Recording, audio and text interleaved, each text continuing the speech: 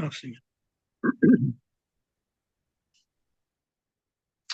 Senhor, te agradecemos por essa noite, te agradecemos pelas tuas muitas misericórdias que sempre têm nos alcançado.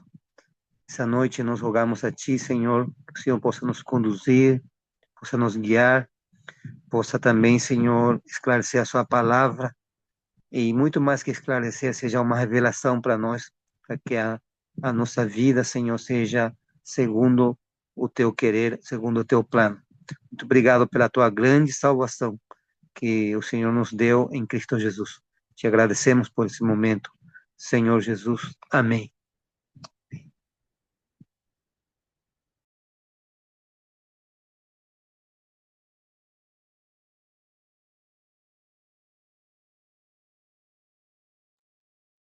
Sin sonido, Víctor. Sin sonido estamos. Agora sim, agora desculpa. Então vamos continuar nossa abordagem sobre o novo nascimento, dando prosseguimento na questão da transformação. Teve um versículo que foi lido e foi mencionado pelo irmão Mauri, que está em 1 de Coríntios capítulo 1, né? Vamos ler esse versículo, versículo 18. 1 de Coríntios capítulo 1, versículo 18 e 20 e 21. Eu vou ler aqui. E disse assim: certamente a palavra da cruz é loucura para os que se perdem, mas para nós que somos salvos, poder de Deus. Pois está escrito: destruirei a sabedoria dos sábios e aniquilarei a inteligência dos instruídos. Onde está o sábio? Onde está o escriba? Onde está o inquiridor deste século? Porventura não tornou Deus loucura a sabedoria do mundo? Visto como na sabedoria de Deus o mundo não o conheceu, por sua própria sabedoria, aprove a Deus salvar aos que creem pela loucura da pregação. E lembramos que Paulo, quando ele foi aos Coríntios, ele não foi com palavras persuasivas de sabedoria humana para falar com eles, mas ele foi com demonstração do Espírito e de poder. E nós deixamos claro esse aspecto, né? De que realmente o que é o poder de Deus? Falamos que o poder de Deus é aquilo que Deus realizou para nos tirar da condição de pecado e nos trazer para o reino da luz. Tem um versículo em Colossenses, capítulo 1, versículo 13 e 14, que diz isso, né? De uma maneira tão forte, ele disse assim: Ele nos tirou do domínio das trevas e nos transportou para o reino do seu Filho amado, em quem temos redenção, isto é, o perdão dos pecados. Então, por que que ela se torna a pregação da cruz loucura para os que se perdem? E nós falamos que as coisas de Deus somente podem ser conhecidas pelo Espírito de Deus. E faz uma pergunta em 1 Coríntios capítulo 1, disse que assim como o espírito humano conhece as coisas do homem, e ele pergunta, né? Quem que conhece as coisas do homem se não é o espírito dele que habita nele? Assim também as coisas de Deus somente o espírito de Deus que conhece. Por isso que quando nós temos o espírito de Deus, 1 de Coríntios capítulo 1, versículo 13 nos deixa claro o que que acontece quando nós temos esse espírito pela fé, né? Nós falamos que você recebe o espírito quando você ouve o evangelho, você crê no evangelho e você é confirmado com esse espírito. Mas o que que acontece quando uma pessoa recebe o espírito? E isso está em 1 de Coríntios, capítulo 1, versículo 13. Isso assim, o que que diz lá? Perdão, capítulo 2, versículo 13, né? 1 de Coríntios, capítulo 2, versículo 13. Também falamos destas coisas, não com palavras ensinadas pela sabedoria humana, viu? Mas com palavras ensinadas pelo Espírito Santo. E isso, irmão, é a chave.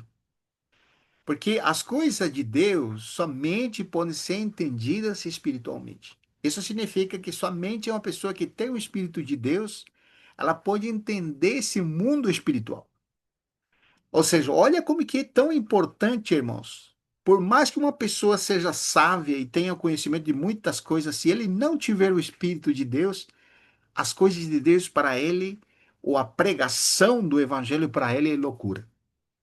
Porque eles não entendem ou não são compreendidas pela sabedoria humana, né? O irmão Mauri entrou ali. Graça e paz, irmão. Graça e Tá, paz, irmão. Vou trabalhar com a câmera fechada, que eu tá acabei de bom. chegar. Tá jóia, irmão. Nós estamos aqui desenvolvendo, dando continuidade à Tá? última mensagem, né? E nós lembramos desse versículo que o irmão mencionou, 1 Coríntios capítulo 1, versículo 18, 19, 20 e 21.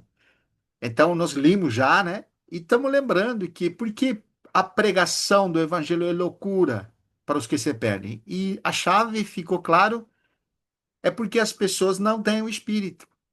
Então, uma pessoa que não tem o Espírito de Deus, ele não pode entender as coisas de Deus. Como nós limos no versículo 10, 11, né? Do capítulo 2 de 1 Coríntios. Porque quem é que sabe as coisas do homem, se não é seu próprio Espírito que nele está? Assim também as coisas de Deus, ninguém as sabe senão somente o Espírito de Deus. Portanto, se uma pessoa não tem o Espírito de Deus, ele não compreende as coisas de Deus. Portanto, a pregação do Evangelho é loucura. E por esse motivo que ele se perde. Tem um versículo em 2 Coríntios, capítulo 4, versículo 3, disse que se o nosso evangelho está oculto, Paulo vai dizer, é para os que se perdem que está oculto, o qual Verdade, irmão. o Deus desse século cegou o entendimento dos incrédulos. Então fica claro que a sabedoria desse mundo é contra aquilo que Deus realizou em Cristo Jesus. Ele não entende e ele não tem o Espírito. Olha como que é tão sério, irmãos, que nós temos um versículo aqui, porque o que trouxe essa pregação do Evangelho? O que é essa palavra que está sendo evangelizada? E nós temos um versículo que nós lemos agora que o irmão entrou, é Colossenses capítulo 1, versículo 13 e 4. 13 e 14. Colossenses 1, 13 e 14. Olha o que aconteceu, irmão, nessa pregação do Evangelho. Ele nos tirou do domínio das trevas e nos transportou para o reino do Filho amado, diz essa versão. A versão que nós usamos diz: nos libertou do império das trevas e nos transportou para o reino do seu amor, ou para o reino do Filho do seu amor. Olha que impressionante, irmão. Versículo 14. No qual temos a redenção e a remissão dos pecados. Olha como que é sério a pessoa não entender o evangelho, não crer no evangelho, irmãos. Muito sério. E nós estamos abordando isso porque nós estamos querendo desenvolver o que é realmente o novo nascimento e o que ainda nós precisamos perceber nessa transformação de nossos pensamentos. Olha como que é impressionante o conteúdo do evangelho. O que é o conteúdo dessa pregação que Paulo chama de loucura para os que se perdem? Romanos 5,12. Romanos 5,12, irmãos, se os irmãos lessem, olha como que ele vai trazer cirúrgico o assunto. Aonde que está a raiz do problema? Porque diz assim, portanto, assim como por um só homem entrou o pecado no mundo, e pelo pecado a morte, assim também a morte passou a todos os homens, porque todos pecaram. E isso aqui, irmãos, eu acho que a chave para nós entendermos a situação do homem é esse versículo aqui. Porque aí nos remonta para aquela situação do jardim do Éden, onde estava lá o homem e a mulher que Deus tinha criado, e disse para eles que podiam comer de todas as árvores do jardim, exceto a árvore do conhecimento do bem e do mal. E o Senhor falou para eles que o dia que dele comessem, certamente morreriam.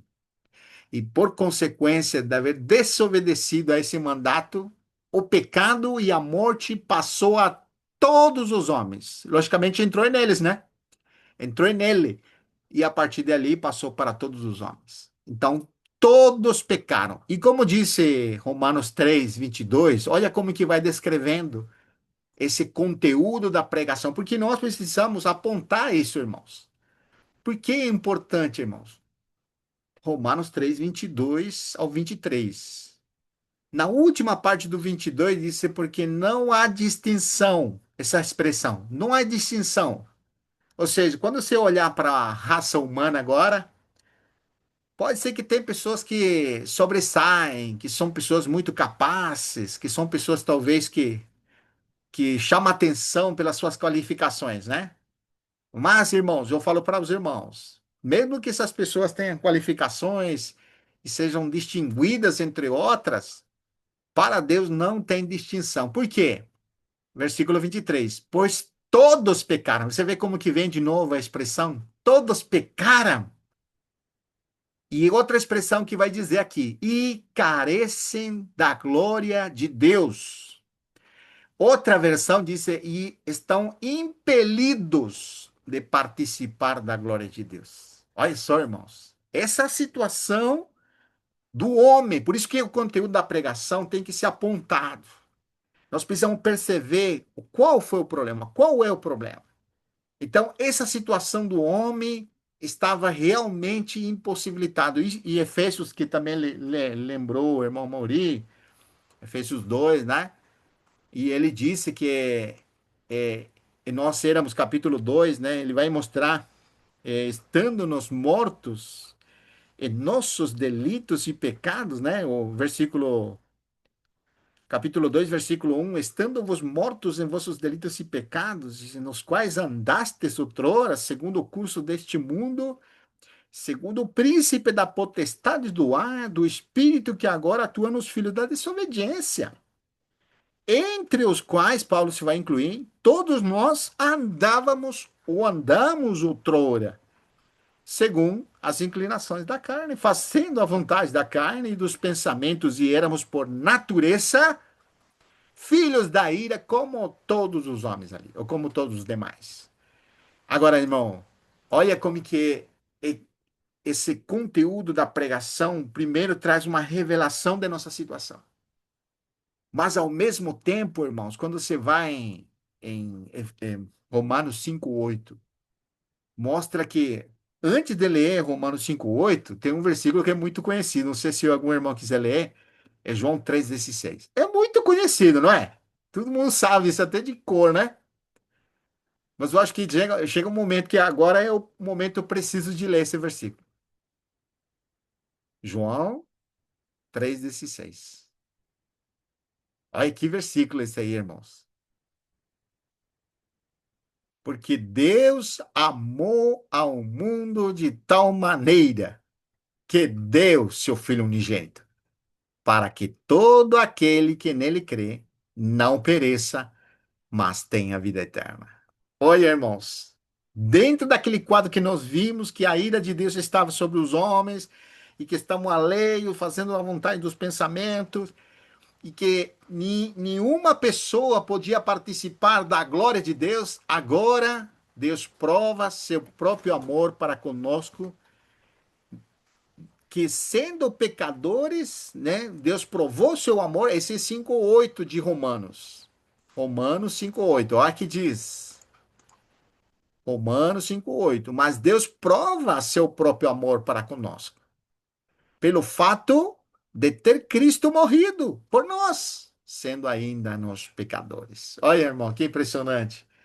E por causa desse seu amor, por causa desse plano que Deus tinha, agora nós vemos esse plano de salvação. Olha, irmãos, que impressionante isso aqui. E agora, irmãos, nós precisamos reforçar esse conteúdo da pregação. Por que nós estamos falando isso? Porque quando nós falamos assim que fomos redimidos, o que é a palavra redimidos, né? É muito importante nós definirmos, né? Essa obra de redenção, vamos dizer, é a completação do que Deus fez em Cristo Jesus. E é por meio da cruz. Por isso que a palavra da cruz é loucura para os que se perdem. Olha, irmãos, vamos definir assim com versículos, se os irmãos quiserem apontar. Então, o que é a redenção? É o pago do preço que nós precisamos, que vamos dizer assim, que estava contra nós. Esse preço que Jesus pagou está em 1 de Pedro, capítulo 1, versículo 18 e 19. E diz assim, 1 de Pedro, capítulo 1, 18 e 19. Ele pagou o preço, sabendo que não foi mediante coisas corruptíveis, como prata e ouro, ou ouro, que foste resgatados. Olha, irmão, de vosso fútil procedimento que vossos pais vos legaram, mas pelo precioso sangue, como de cordeiro sem defeito e sem mácula, o sangue de Cristo. Olha, irmão, que o preço, esse pagamento, esse resgate foi com preço de sangue. E nós lembramos o que que é o sangue? É a morte do Senhor. Olha só, irmãos, que impressionante. Então agora estamos definindo o quê? Redenção. Então, ele nos comprou. Agora você pode definir assim: como nos comprou? Apocalipse 5, 9. Vamos lá, irmãos. Apocalipse, capítulo 5, versículo 9. O que diz lá? Entoava um novo cântico, dizendo. E aqui, quem que entoava um novo cântico? Isso aqui é quando o Senhor abriu o livro, né? Que o João chorava porque não havia ninguém digno. Aí o ancião fala para ele: não chores, porque o Cordeiro de Deus que foi morto, ele é digno de abrir. E aí então se postraram as quatro criaturas, os 24 anciãos. Numa mão tinha a harpa e na outra tinha um incensário com as orações dos santos. E entoavam, aqui o versículo 5, entoavam um novo cântico, dizendo: digno és de tomar o livro e de abrir os céus, porque fostes morto, e com teu sangue compraste para Deus os que procedem de toda tribo, língua, povo e nação. Olha, irmão, que compra maravilhosa! É o preço do sangue derramado na cruz do Calvário. Por isso que é loucura a pregação, irmão, da cruz. Olha, irmão, Amém, que irmão. coisa impressionante, hein? Deus seja louvado, irmãos. Fomos comprados por um preço de sangue, que é a morte do Filho de Deus. Maravilhoso, hein, irmãos? Irmãos, para eles é loucura isso aí, né? Não tem sentido, né? Nós estávamos compartilhando com uma pessoa ontem. Olha a definição de amor, né? Que diz que de tal maneira amou Deus ao homem que deu seu filho em resgate por nós. E aí entra, irmão, o que que é esse resgate? É a morte. Porque o homem que desobedeceu e entrou o pecado e por consequência a morte que passou a todos os homens, a única maneira de resgatar era que um justo morresse pelos injustos. Olha só, irmãos, que impressionante. E isso está lá em Romanos 5:21, irmãos. Romanos 5:21, que diz: a fim de que, como o pecado reinou pela morte, assim também reinasse a graça pela justiça, para a vida eterna, mediante Jesus Cristo, nosso Senhor. E 2 Coríntios 5:21 disse assim: um justo pelos injustos. 5:21 de 2 Coríntios. Aquele que não conheceu o pecado, ele o fez pecado por nós, para que nele fôssemos feitos justiça de Deus. Olha, irmão, como está tomando forma o conteúdo dessa pregação da cruz. Porque, irmãos, por que é loucura para os que se perdem? Mas para nós que cremos é salvação, irmãos, porque nele fomos redimidos, é nele fomos resgatados, é nele fomos comprados para Deus. Que maravilha, irmãos! E ainda tem outro versículo que eu gostaria de ler com os irmãos. Romanos 6, 17 e 18. Ele nos libertou do domínio do pecado. Olha como que definimos agora a redenção, irmãos. Ele nos libertou do domínio do pecado. Romanos 6, 17. Olha que impressionante, irmãos. Mas graças a Deus, porque outrora escravos do pecado, contudo viestes a obedecer de coração a forma de doutrina o que fostes entregues. E vos libertados do pecado, fostes feitos servos da justiça. E uma vez libertos do pecado, fostes feitos servos da justiça. Que versículo, irmão, né? Não sabeis do que aquele que vos ofereceis como servo para a obediência desse mesmo, o que obedeceis seus servos? Seja do pecado para a morte, ou de obediência para a justiça. Mas graças a Deus, porque outrora escravos do pecado, contudo viestes a obedecer de coração, de forma de doutrina que fostes entregues. Ou seja, por meio desse ensino, irmãos, que nós estamos vendo, que cremos, fomos libertos do pecado.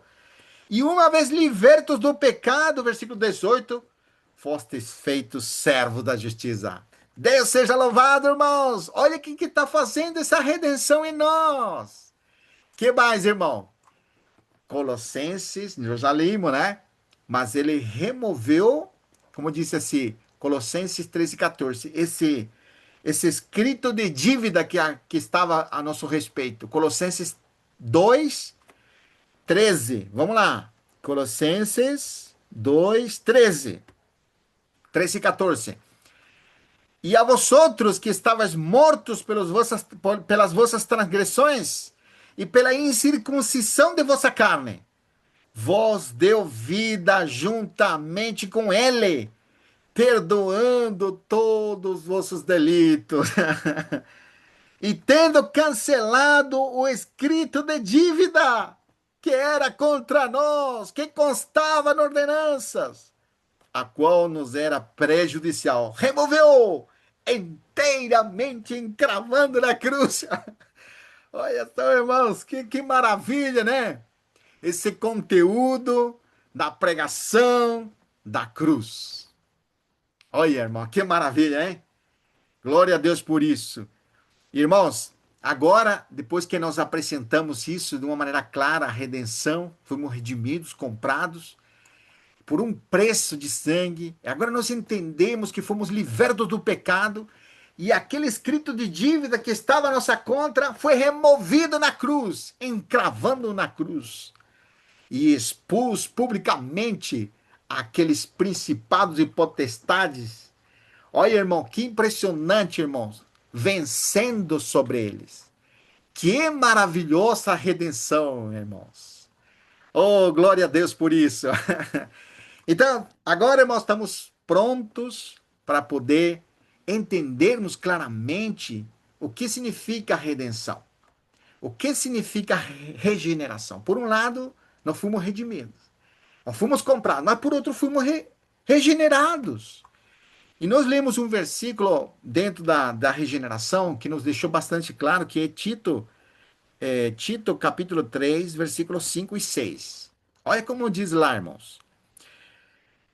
Tito, capítulo 3, versículos 5 e 6. Não por obras de justiça praticadas por nós, mas segundo a sua misericórdia. Ele não salvou mediante o lavar regenerador e renovador do Espírito Santo. E nós tínhamos colocado a regeneração em uma posição que, por um lado, ela vai se manifestar na vinda do Senhor. Quando Jesus fala para seus discípulos que na regeneração eles se sentariam em tronos para julgar Israel. Então coloca a regeneração lá no futuro. Mas quando nós lemos lá em 1 de Pedro, capítulo 3, capítulo 1, versículo 3, ele disse que nós fomos regenerados na ressurreição de Cristo. E aqui, esse versículo, irmãos, é muito interessante. Por um lado, já fomos regenerados. Mas, por outro, nós temos um lavar regenerador e renovador do Espírito Santo. Agora, quando você vai na palavra original regenerados aqui, irmãos, é muito interessante. A tradução mais correta, eu tenho uma versão aqui, a 21. Olha como diz, irmãos. E vou mostrar esse aspecto, eu fiquei muito impressionado. Não por mérito de atos de justiça que o vêssemos praticados, mas segundo a sua misericórdia. Ele nos salvou mediante o lavar da regeneração. Tem um prefixo aqui, irmãos. E da renovação realizadas pelo Espírito Santo. Olha, eu vou ler de novo. Então, não por atos praticados por nós, mas segundo a sua misericórdia. Ele nos salvou mediante o lavar da regeneração. E não é o lavar regenerador. É o lavar da regeneração e do renovar realizadas pelo Espírito Santo. Por quê? Porque é um ato feito, concluído em Cristo. Não é que você está sendo, porque quando tem pessoas que entendem, quando lê esse versículo, que essa regeneração está acontecendo progressivamente em nós. Não, ele está mostrando que o que te lava, o que te limpa, é esse ato que aconteceu em Cristo, que fomos regenerados nele. Então, como que você é renovado esse? Por meio do Espírito Santo, que Deus fez habitar em nós. Então, ele escreve no seu coração os fatos feitos. Ó, vamos de novo lá.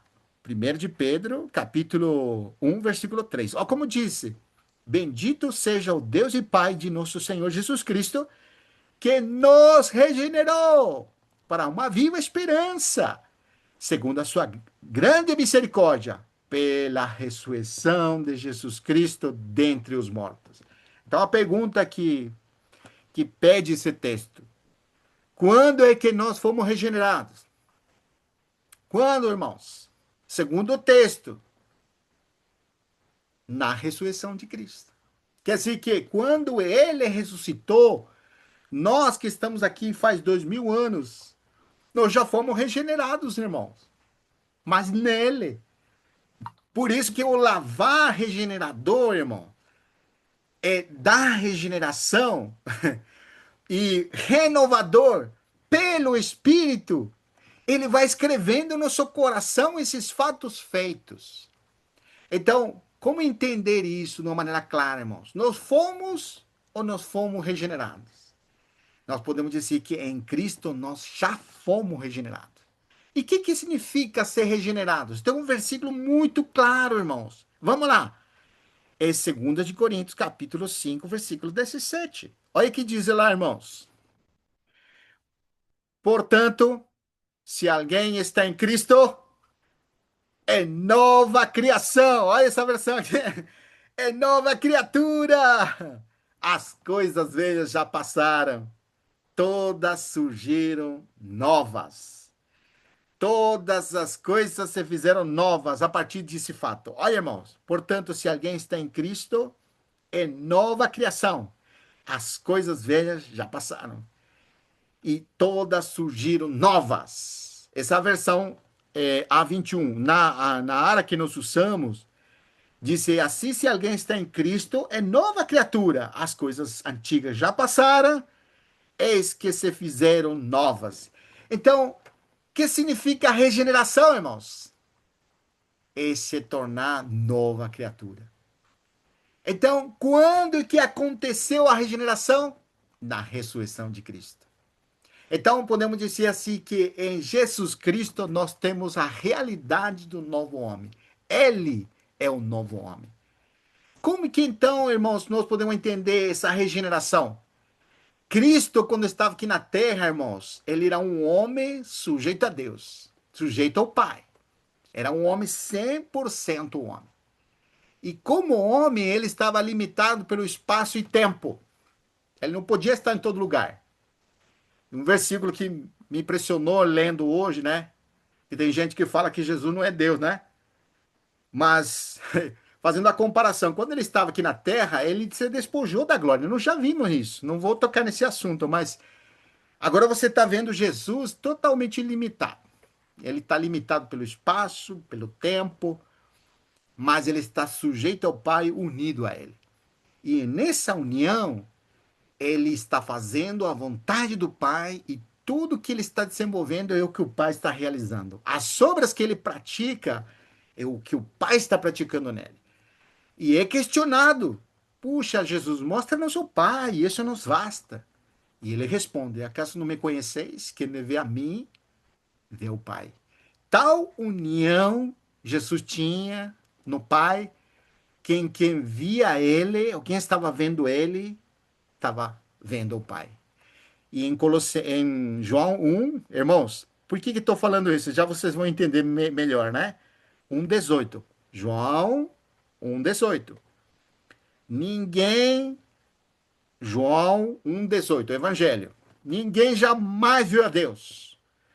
Olha, o unigênito do Pai, que está no seio do Pai, é o que revelou.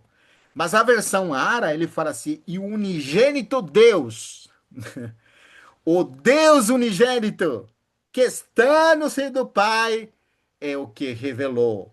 Então, por um lado, irmãos, nós precisamos perceber, Jesus é Irmão Vitor, 100% homem. Oi, irmão. Oi, irmão irmão Vitor, Genan. amém.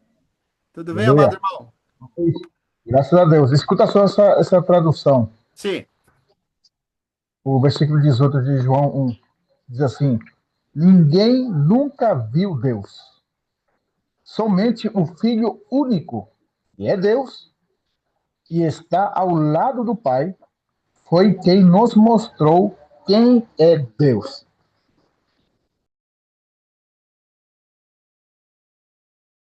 Aleluia. Tá sem som, Vitor. Que versão é Você essa tá aí? vibrando aí, nós não ouviu, não. Que versão é? Muito boa essa versão aí. Essa É. versão tem NTLH. Sei lá o que é. Ele tem. Ah, N, N, é, no, TLH. ele. Não é ele. N, e É uma não. nova tradução, é linguagem mais simples, eu acho Isso, que é. isso. Por aí. Exatamente. Obrigado, irmão. Muito bom. Agora, você vê, irmãos, por que que eu estou trazendo essa questão, né? Porque para nós entendermos esse plano de redenção, ou essa salvação feita, nós precisamos distinguir os dois homens. Então, quando você apresenta a Jesus como um homem, você tem que ver que ele é 100% homem, que ele está limitado pelo espaço e tempo quando está aqui na Terra. Mas agora, na glorificação do Filho, quando é que nós podemos dizer que esse novo homem foi formado, irmãos? Esse novo homem formado não é um Deus homem, é um novo homem. A expressão bíblica é muito clara. Então, Jesus, na sua morte e ressurreição, ele se torna o novo homem. Que 1 Coríntios 15 nós vamos abordar e vamos apresentar isso. Então, podemos ter bem claro, irmãos, esse primeiro homem, ele é limitado.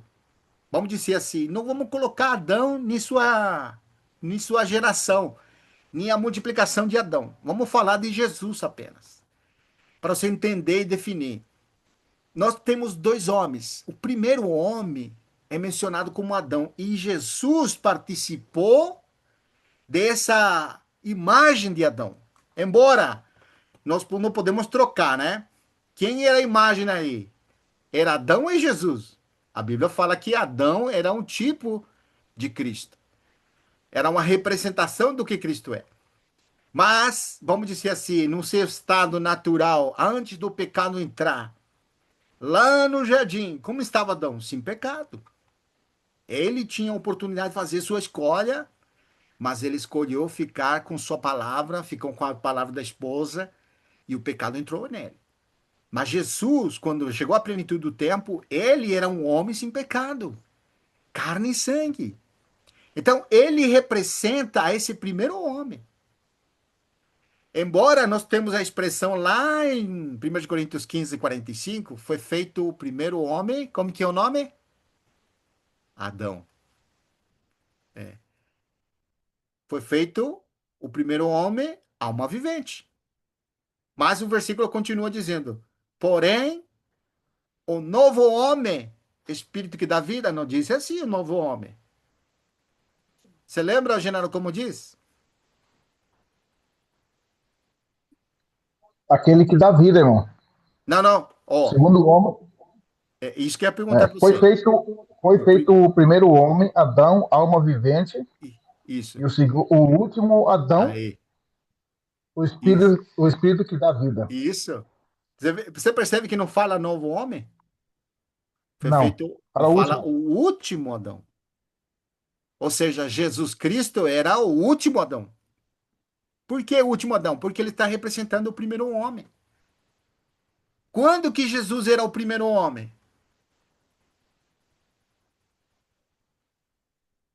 Estou falando o primeiro para você entender, Repete a irmão, pergunta. tá? O primeiro homem é Adão. Jesus é o último Adão. Então, quando que Jesus era o último Adão?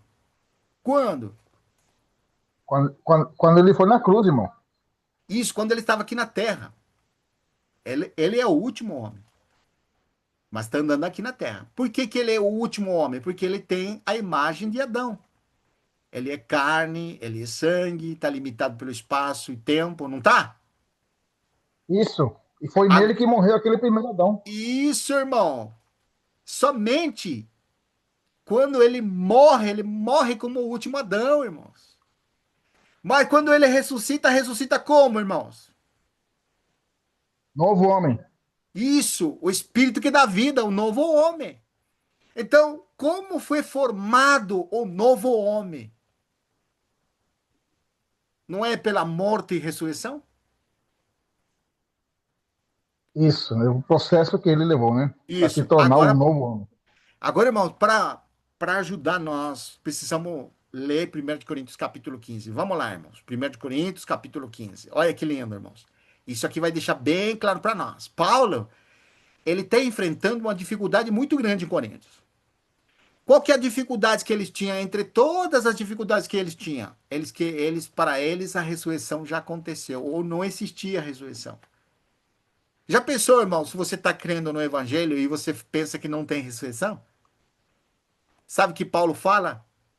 A vossa fé é vã. Isso que estava mostrando. Olha que impressionante. E aqui ele começa dizendo, ó, Ou quer capítulo. dizer, em outras palavras, está falando, nós estávamos perdendo o nosso tempo aqui. Isso, exatamente. Estão perdendo o seu tempo.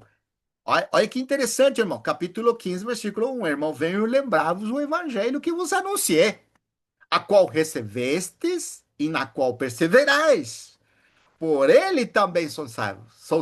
Sois salvos, se retiverdes a palavra tal como eu lá preguei, a menos que tenhais crido em vão. Ou seja, existe a possibilidade da pessoa crer em vão? Sim. Está crendo, mas pode ser em vão. Por quê? Porque se ele não crê no evangelho tal como ele é, e pega um evangelho diferente, ele é vão sua fé, irmãos. Entende? Olha que impressionante que vai dizer aqui, versículo 2 agora. Versículo 3. Antes de tudo, você entreguei o que também eu recebi. O que, que ele recebeu? Que Cristo morreu pelos nossos pecados. Como que chama isso, irmão? Cristo morreu por nossos pecados? Redenção. Então, Amém. Segundo as Escrituras. O qual disse, e que foi sepultado e ressuscitou ao terceiro dia, segundo as Escrituras. Olha só que impressionante, irmão. Paulo está deixando claro. Ele não ficou na sepultura, ele ressuscitou ao terceiro dia, segundo as Escrituras. E que foi sepultado e ressuscitou ao terceiro dia, segundo as Escrituras. E apareceu a Cefas e depois aos 12. E aqui, irmãos, entra o que eu estava falando para os irmãos, né? Você vê, ele apareceu a Cefas e depois aos 12. E depois, como fala o versículo? Olha, como que diz depois? Depois, versículo 6.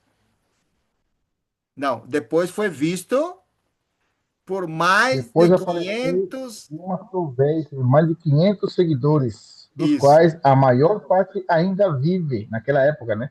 É, Mas alguns já morreram. faltou só uma frase aqui, você não falou essa frase. Tá, deixa eu pegar outra tradução, então. Então, leia essa tradução aí. Isso aqui Disse é outra, né? depois foi visto por mais de 500 irmãos de uma só vez. Fala assim a versão? Não. Ah, sim, fala assim. Fala assim, Aham, depois apareceu de uma vez só isso. a mais de 500 seguidores. A pergunta é, ele tinha 500 pessoas e apareceu para os 500 ou ele apareceu aos 500 ao mesmo tempo? Como você entende esse versículo? Aos 500 ao mesmo tempo, irmão. Ah, Em vários lugares. somente Deus pode fazer isso aí, viu? E em vários lugares, não é num lugar só. Então, por isso eu falo, tem Porque gente que fala que. agora ele não tá mais limitado pelo espaço. Aí, irmão, você vê que impressionante. Então, como foi formado esse primeiro homem? Como foi formado o novo homem? Morte e Morte ressurreição. e ressurreição. Como foi formado o primeiro homem agora? Não, união. União, o casal se une e aí surge, né? Sim. Não, essa foi a multiplicação. Mas como foi formado o primeiro homem? Não foi do pó da Do pó da terra? terra. Isso. Pó da Foi, terra. foi soprado na narina. E foi feito Isso. alma vivente. Assim foi formado. E aí se Sim. multiplicou. Não foi? Isso. Agora, como foi formado o segundo homem? Ou novo homem, vamos dizer. Ele morreu Morte. e ressuscitou. Isso. Agora, como é que é multiplicado esse novo homem? Através dos crentes. Você vê, Todos os que querem nele são frutos dele. você vê, mas por que que é Se o importante? grão de trigo não cair e não morrer, ele fica só. Mas se Aí, morrer, ele leva muitos frutos. tá vendo? Então, vai deixar claro para nós o novo nascimento. Novo nascimento é a multiplicação daquele segundo homem, o novo homem. O primeiro homem já foi destruído. Mas o novo homem, que é o segundo homem, vamos dizer, ele é celestial, ele é espírito, ele é glorioso e somente vai se multiplicar na vinda dele. Ou seja, nós já temos a realidade, somos os filhos de Deus, nós já temos a regeneração, estamos sentados à destra da majestade juntamente com ele, mas é nele apenas. E é pela fé. E qual é a garantia, a segurança que nós temos, irmão Genaro, de que nós somos filhos de Deus? O selo do Espírito, o penhor. Aleluia. Aleluia. Glória a Deus. Então, A garantia. nós temos a garantia, as primícias do Espírito que clama no seu interior, Ava, Pai! Não é? Então, você vê como que a regeneração e o novo nascimento, você tem que entender que é uma posição que você tem. Nós definimos na reunião, falamos assim, que é o meio pela qual vivemos a regeneração, até aquele dia se manifestar. O novo nascimento já é real para nós. Mas, logicamente, só vai se manifestar quando ele vem. Somente então, irmãos, Primeira podemos. Pedro, ele fala essa questão, né, irmão Vitor? Isso, Desculpa que eu estou cortando o sim. irmão. Não, muito Primeira bom. Pedro fala isso, que ele nos regenerou para uma esperança viva. Se acontecesse já em nós, para que teremos que ter esperança viva? Isso, exatamente. Muito bem. Agora nós vamos ler um versículo para nos ajudar. 1 Coríntios capítulo 15, versículo 20, 21, 22 e 23. Vamos lá, irmãos. Mas, de fato, Sim. Cristo ressuscitou dentre os mortos, sendo ele as primícias dos que o dormem. Visto que a morte veio por um homem, também por um homem veio a ressurreição dos mortos. Porque assim como em Adão todos morrem, assim também todos serão vivificados em Cristo. Amém. Cada um, porém, por a sua própria ordem. Cristo, as primícias, depois os que são de Cristo na sua vinda. E Aleluia. então virá o fim. Então virá o fim, irmãos. Sim. Quando ele entregar o reino ao Deus e Pai, quando houver destruído todo o principado, bem como toda potestade e poder. Amém. Porque convém que ele reine até que haja posto todos os inimigos debaixo dos pés. O Aleluia. último inimigo a ser destruído é a morte. Aleluia. Você vê, irmãos, como que esse posicionamento da fé? Por um lado, nós não temos ainda essa manifestação. Nós já estamos vivendo a realidade da regeneração pela fé. Nós já somos de lá do céu. Paulo ele diz: se você morreu e se você ressuscitou com Cristo, o que você tem que fazer então? Pensar nas coisas do alto, buscar as coisas do alto, onde Cristo vive, está sentado à destra. Olha como que é importante nós termos claro isso aí. Porque nós somos pessoas que ainda não se manifestou apenas o que haveremos de ser, mas nós já temos.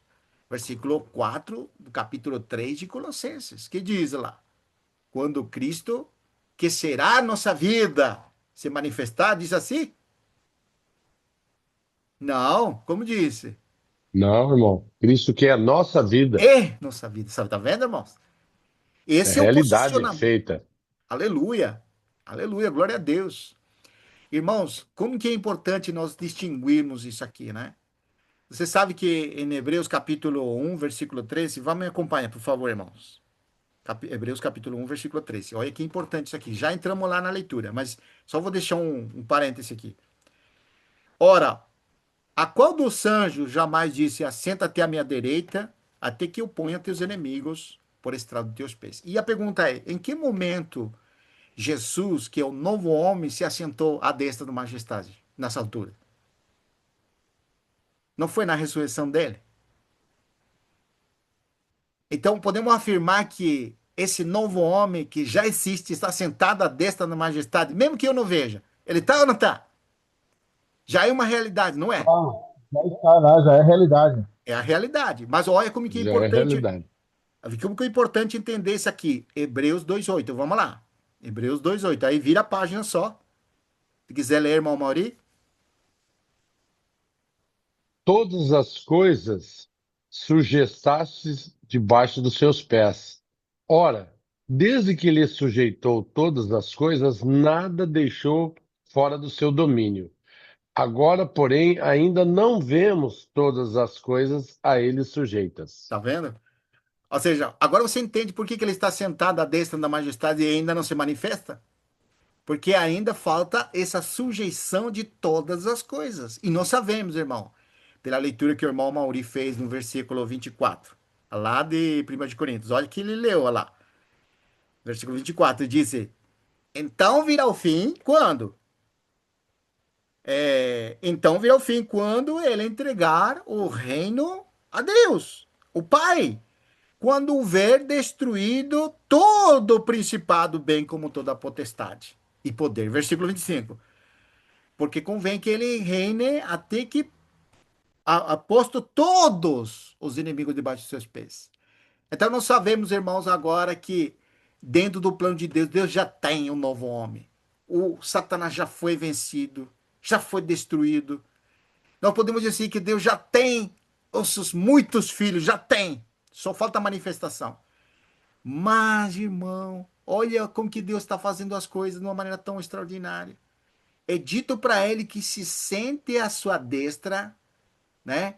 Até que ele coloque esses inimigos. E nós sabemos, debaixo dos pés, todos já estão. Só que alguns ainda não. Quando Jesus vier, irmãos, isso nós já tínhamos falado, inclusive o Diego ficou impressionado com isso aí. Quando ele vier, ele vai colocar dois inimigos. Os irmãos lembram qual que eram esses dois inimigos que vai colocar debaixo dos pés? Quando ele vier. Você lembra, ô Gené? Principados e É, potestades? um é morte. Um é a morte. Isso. É, vamos dizer assim, lendo, vamos ler primeiro. Quando o Senhor vier, ele vai fazer com que o reino desse mundo se tornem dele. Quem que é o príncipe desse mundo hoje? Não é o diabo? Ele é, Sim, né? Ele é ou não é? ele é. Mas não disse que ele já foi colocado debaixo dos seus pés? Por que que ele ainda reina aqui? Você tá vendo? Ó, os inimigos já estão debaixo dos seus pés. Ele já foi vencido. Mas ainda eles É estão operando. porque a morte ainda está efetuando nos homens. Isso, irmão. Assim que impressionante, porque o plano de Deus é ter muitos filhos. Ele não quer só o que já tem. Ele já tem muito, né? Quanto que está no ar esperando aquele dia? Não tem bastante irmãos clamando: Ah, Senhor, até quando, Senhor? Não vingas o nosso sangue sobre os moradores da terra. Não, aguardem, tem mais filho ainda. Não é assim? Tem muitos filhos que o Senhor está, né? Tem um versículo aí em 1 de Pedro, 2 de Pedro, capítulo 3, versículo 10. Não retarda o Senhor a sua vinda, como alguns julgam demorar, mas ele é longânimo, não querendo que nenhum pereça. Deus deseja que todos os homens sejam salvos e venham ao pleno conhecimento dele. Não é assim? Deus quer isso. Mas vai ser tudo na sua ordem. Primeiro, quando o Senhor vier, vai ter dois inimigos que nós limos até capítulo 16 de Apocalipse, mas não vou lá, que diz que Satanás, o anticristo e o falso profeta vão ser lançados vivos no lago de fogo. Eles vão ser os que vão inaugurar o lago de fogo. Lembra disso? As pessoas que morrem, elas vão para o lago de fogo ou vão para o Hades? Elas vão para o Hades. Toda pessoa que morre vai para o Hades.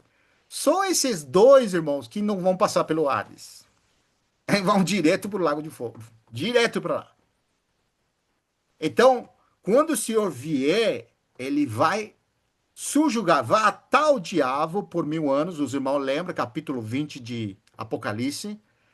E ele vai ser lançado para o abismo por 1000 anos. Então, quando o Senhor vem no reino milenial, vai estar tomando posse nesses 1000 anos, esse inimigo já vai estar sujeito, já vai estar preso. Mas aqueles outros dois já foram lançados no lago de fogo. Mas convém que ele reine. Agora você entende 1 Coríntios capítulo 15, versículo 24. Lê de novo. 25 primeiro, antes do 24. Convém que ele reine até que haja posto todos os inimigos debaixo dos seus pés. Ou seja, quando ele está sentado à destra, ainda não está reinando aqui. Mas quando o Senhor diz, agora você vai reinar, ele já vai colocar alguns inimigos debaixo dos seus pés. Um deles é o diabo que está atado por 1000 anos. E outros dois que são lançados para o lago de fogo, que é o anticristo e o falso profeta. Mas convém, versículo 25, convém que ele reine, disse, até que tenha posto todos os inimigos debaixo de seus pés. E agora a pergunta é, depois dos reinos milenial, depois dos 1000 anos, o que vai acontecer, irmãos? Os irmãos lembram? Quem que vai ser solto de suas correntes? Satanás vai ser solto por pouco tempo, né, irmão? Isso, irmão. E quem que está Nós vamos... operando ainda, além de Satanás? Morte. A morte, tá vendo? Por isso que esse aqui nos ajuda, irmão, a nos localizar. Você vê como que é? Ele está sentado à destra, depois ele vem reinar, e depois dos 1000 anos, agora sim, ele vai colocar todos os inimigos debaixo dos seus pés. E o versículo 24, e então virá o fim. Quando que vai vir o fim? Depois que todos os inimigos sejam colocados, de fato, debaixo dos seus pés. O que vai acontecer depois dos 1000 anos, irmão Mauri? Que trono que vai aparecer? Que trono que vai acontecer, que vai aparecer, irmão Genaro? Depois dos 1000 anos. Você sabe, não, irmão? Depois do 1000 anos é o trono branco. Capítulo 20 de Apocalipse, versículo 11. Então, João vê um trono branco e alguém sentado lá. E os livros foram abertos e todos aqueles inimigos, todos vão ressuscitar, mas não é ressurreição para a vida, é ressurreição para a morte. E ali vem o juízo. E ali é lançado o Hades e a morte e o diabo e todos para o lago de fogo. Ali todos os inimigos são destruídos. Então, versículo 28, versículo 27, porque todas as coisas sujeitou debaixo de seus pés. E quando eu disse todas as coisas elas estão sujeitas, certamente exclui aquele que tudo o subordinou, que é o pai. O pai subordinou debaixo dele todas as coisas. Mas ele não está sujeito ao filho. Quem está sujeito debaixo do filho é todas as coisas, exceto aquele que fez ou que subordinou essa autoridade. Agora veja bem, 28.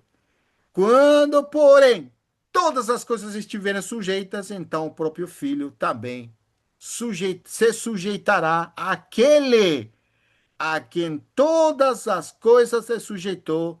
Para quê, irmãos? Para que Deus seja todo em todos. Por isso que quando nós trazemos a ressurreição dos mortos, nós precisamos lembrar, irmãos, que ele é as primícias do que ressuscitaram. Agora, se você vê ele como Deus, aí é um problema, porque você não consegue entender. Ele ressuscitou como o novo homem. Ele é as primícias dos que dormem e logo nós. Não diz assim o versículo que nós lemos, versículo 23, desse capítulo 15? Como que diz, 23? Cada um, porém, a sua própria ordem. Cristo, as primícias do que dorme. Sim. E depois? Logo Depois, nós, os que são de Cristo, quando? Na sua na vida. sua vinda.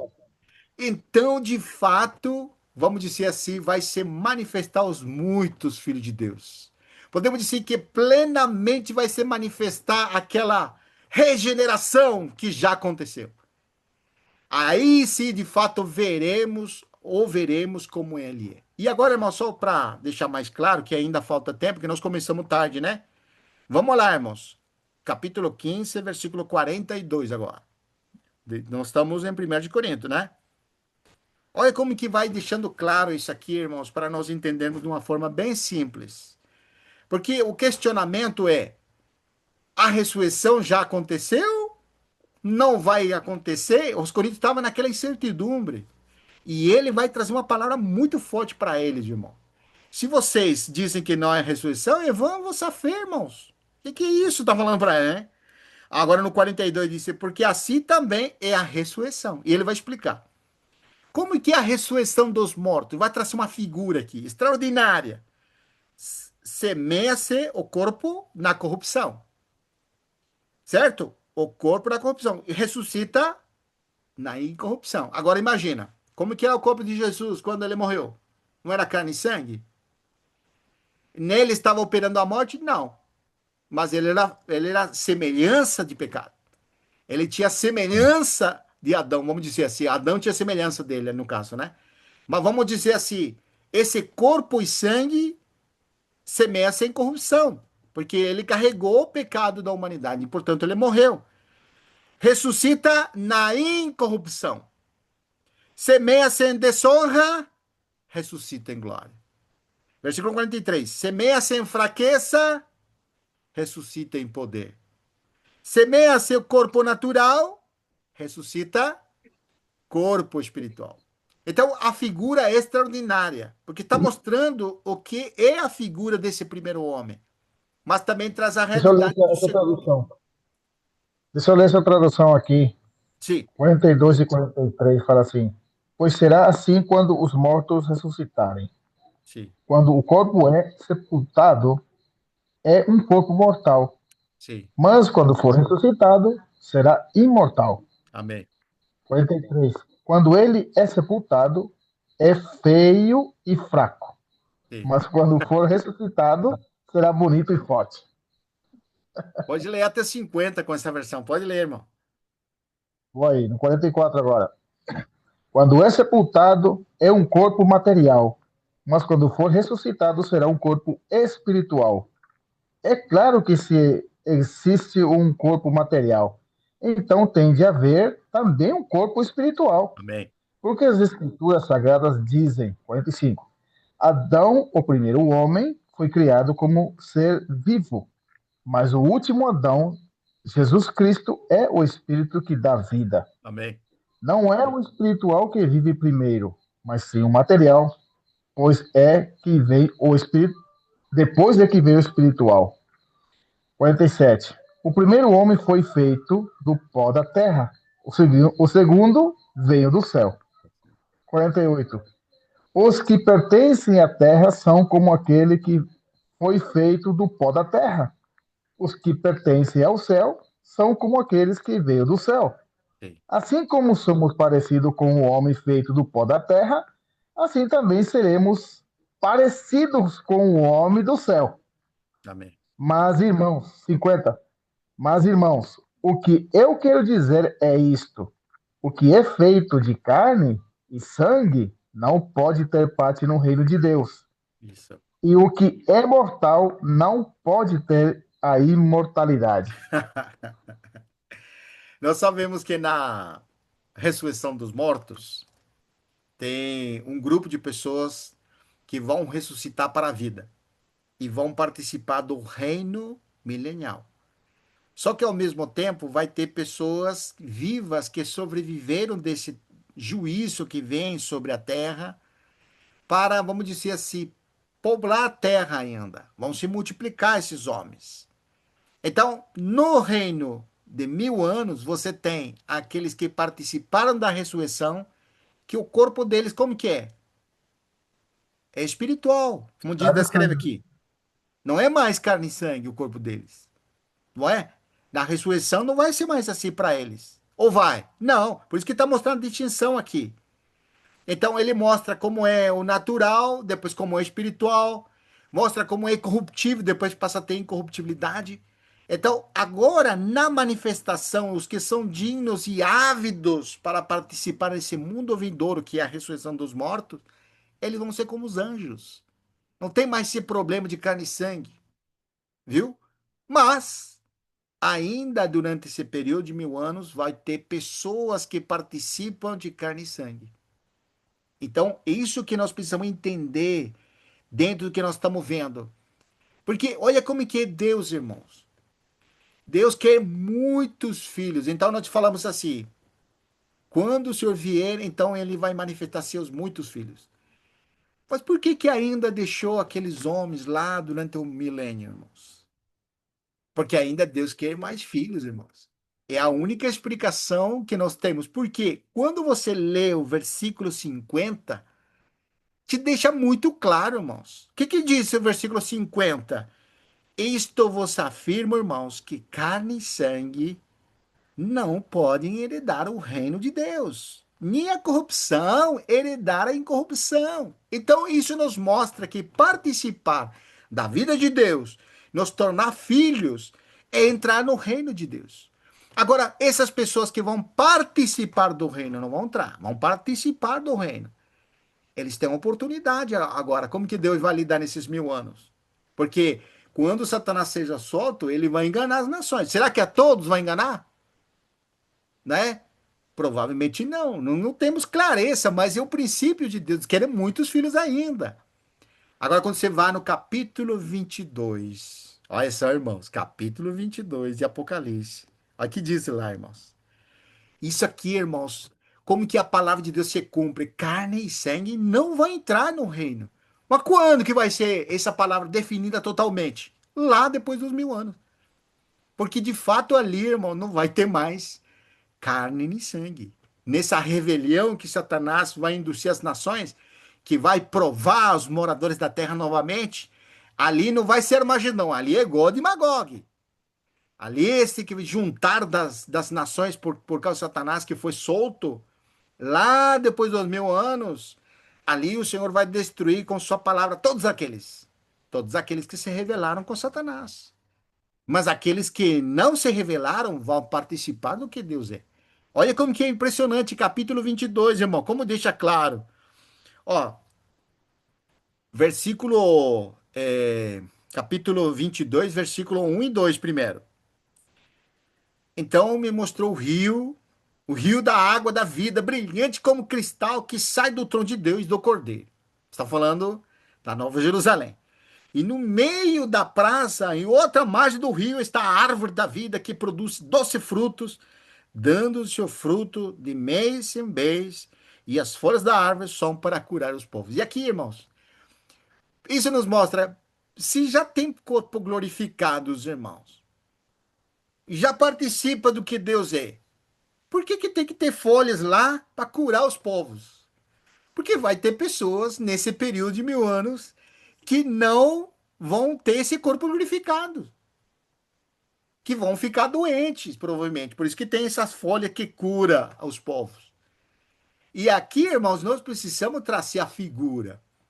Por um lado, Deus está lidando ainda com essas nações aqui, mas Deus está reinando, o Senhor está reinando com os seus santos que ressuscitaram dos mortos.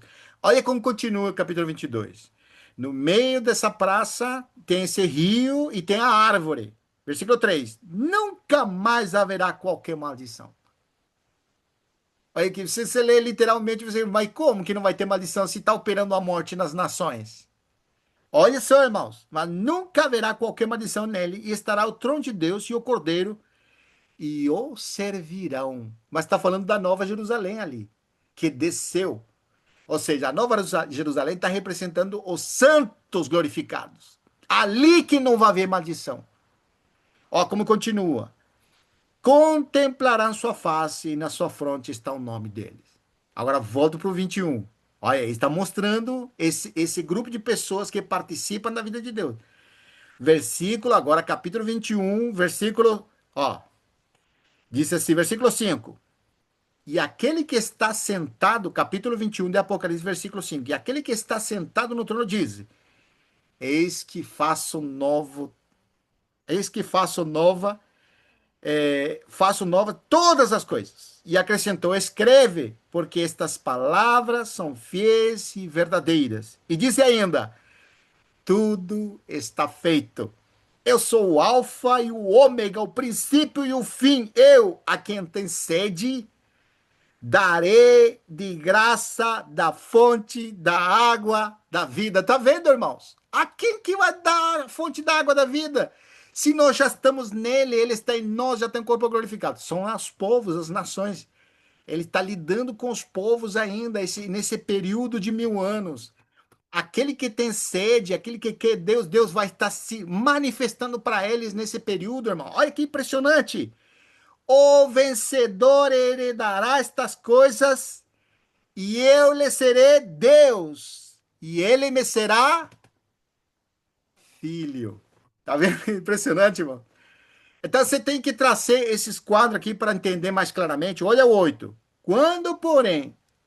Enquanto, porém, aos covardes, aos incrédulos, aos abomináveis, aos assassinos, aos impuros, aos feiticeiros, aos idólatras e a todos os mentirosos, a parte que lhes cabe será no lago que arde com fogo e enxofre, a saber, a segunda morte. Tá vendo como que Deus vai lidar, irmãos?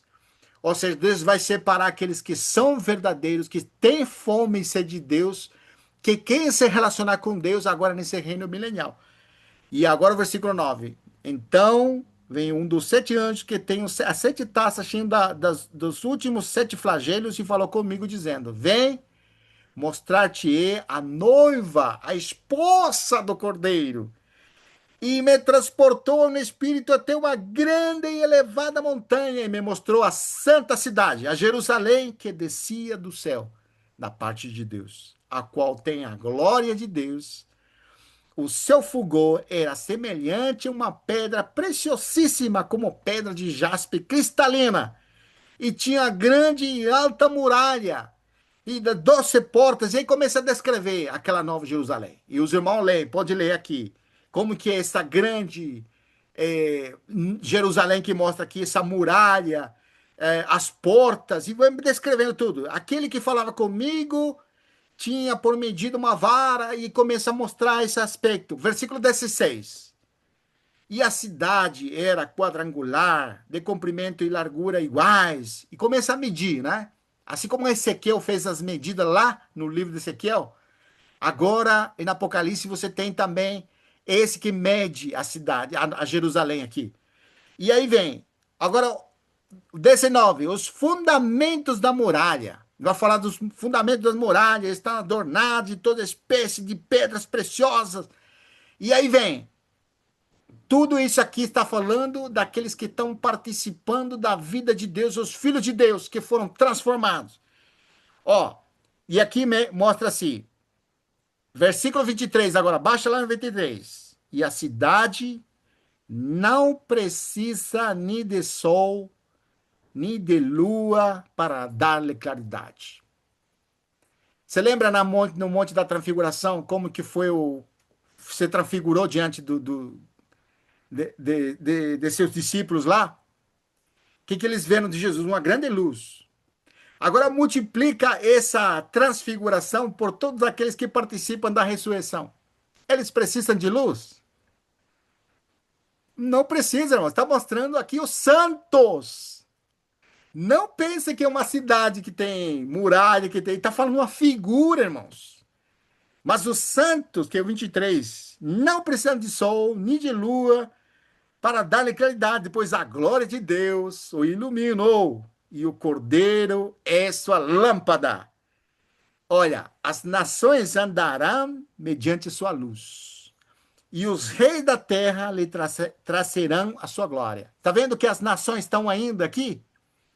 E suas portas nunca, jamais se fecharão de dia, porque nela não haverá noite. Ó, e lhe trarão a glória e a honra às nações. Versículo 27, irmãos. Nela nunca, jamais penetrará coisa alguma contaminada. Olha, irmãos, isso que nós precisamos perceber. Carne e sangue não participa do reino de Deus. Esse versículo 27 te traz essa figura extraordinária. Nela, que é na Nova Jerusalém, que é os santos glorificados, que é a noiva do Cordeiro, que é descrito tudo aqui, e neles não precisam de luz solar. Eles não têm a situação dos homens da terra. Agora, as nações que vão andar na luz dessa Nova Jerusalém. Agora, olha só. Nela nunca, jamais penetrará coisa alguma contaminada. Nem o que pratica abominação e mentira, mas somente os inscritos no livro da vida do Cordeiro.